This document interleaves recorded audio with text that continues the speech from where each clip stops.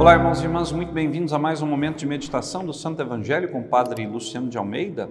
Hoje, terça-feira, dia 21 de fevereiro, sétima semana do Tempo Comum, e eu quero te convidar a tomar em mãos a palavra de Deus que está no Evangelho de Marcos, capítulo 9, versículos de 30 a 37. Naquele tempo, Jesus e seus discípulos atravessavam a Galileia. Ele não queria que ninguém soubesse disso, pois estava ensinando a seus discípulos. E dizia-lhes: o Filho do Homem vai ser entregue nas mãos dos homens e eles o matarão.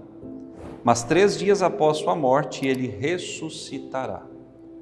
Os discípulos, porém, não compreendiam essas palavras e tinham medo de perguntar. Eles chegaram a Cafarnaum. Estando em casa, Jesus perguntou-lhes: o que discutíeis pelo caminho? Eles, porém, ficaram calados, pois pelo caminho tinham discutido quem era o maior. Jesus sentou-se, chamou os 12 e lhes disse: se alguém quiser ser o primeiro, que seja o último de todos e aquele que serve a todos. Em seguida, pegou uma criança, colocou-a no meio deles e, abraçando-a, disse: quem acolher em meu nome uma destas crianças, é a mim que estará acolhendo.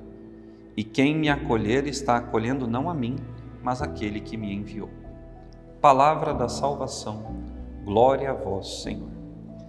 Irmãos e irmãs, Jesus estava ensinando aos seus discípulos, não estava no meio de multidões, certamente estava caminhando por estradas mais desertas, não estava passando por vilarejos, deve ter encontrado algum lugar à sombra onde se sentou para formar os seus, para dar aos seus um pouco de si, para que eles pudessem compreender que depois de tudo aquilo que haviam vivido com aquele menino surdo, mudo, do qual não conseguiram expulsar o demônio, eles entenderam que na oração, ou seja, no recolhimento, que na presença de Jesus, ou seja, na adoração a Deus, nós podemos refazer as nossas forças, recobrar a nossa fé, ter uma fé muito maior e madura, para assim podermos, em nome do Senhor, agir. Mas Jesus preparou os discípulos também naquele momento, não apenas para o trabalho de expulsar demônios, curar doentes, ressuscitar os mortos.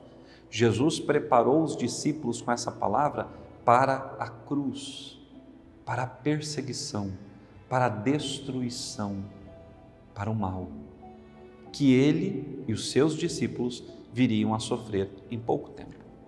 Jesus disse a eles: o Filho do Homem será entregue nas mãos dos chefes, eles o matarão, mas ao terceiro dia ele ressuscitará. E diz o Evangelho que os discípulos tinham medo de perguntar o que significava isso.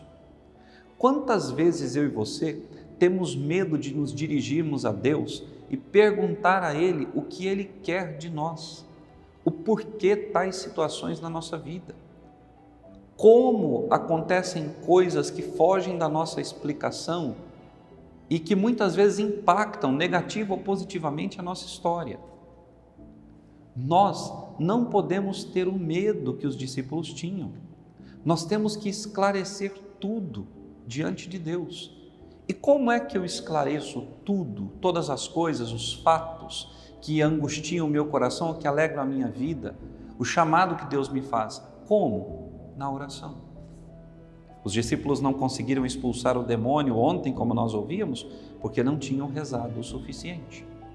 Quem quer discernir o seu caminho, quem quer fazer a vontade de Deus, quem quer ser santo, quem quer ser o maior no reino dos céus, deve primeiramente ter vida de oração. Mas não é uma oração qualquer. Não pode ser uma oração feita às pressas, uma oração de qualquer modo, ou apenas uma oração que cumpre preceito. Não.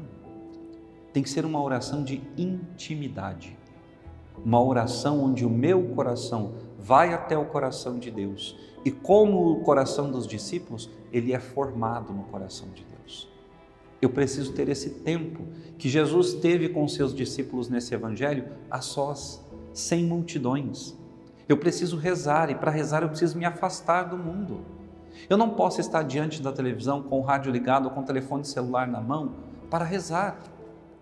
Eu não consigo abandonar o mundo desse modo para estar somente na presença de Deus. E quando eu rezo verdadeiramente, eu preciso estar na presença de Deus.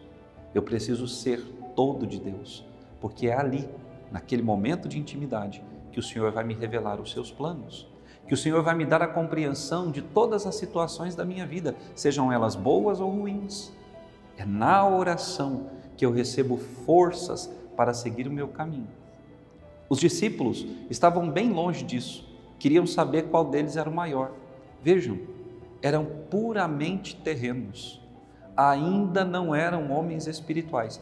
Por mais que o Senhor já lhes tivesse concedido o poder de expulsar demônios e curar doentes, eles ainda continuavam entendendo o reino de Deus como algo humano, material, e não, é espiritual.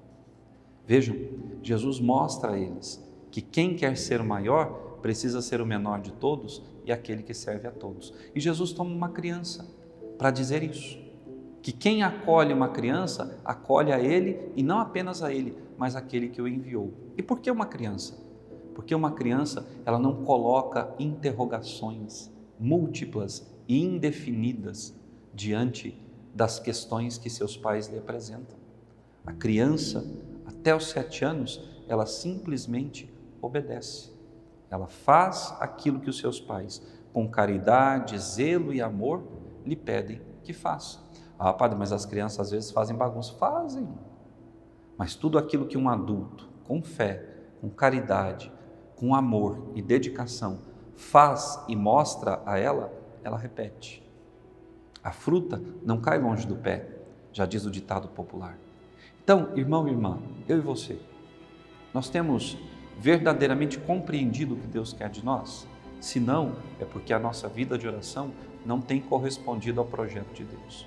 Eu quero te convidar hoje a tirar 20 minutos, a achar um lugar silencioso, deixar de lado o seu telefone celular e colocar-se na presença de Deus.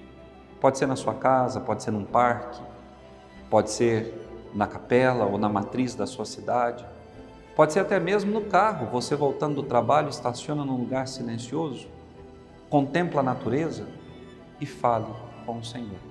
E diga a Ele: Senhor, que eu veja o que queres de mim. Domine ut videa. Que eu veja, Senhor, o que queres de mim. Deus te abençoe e até amanhã.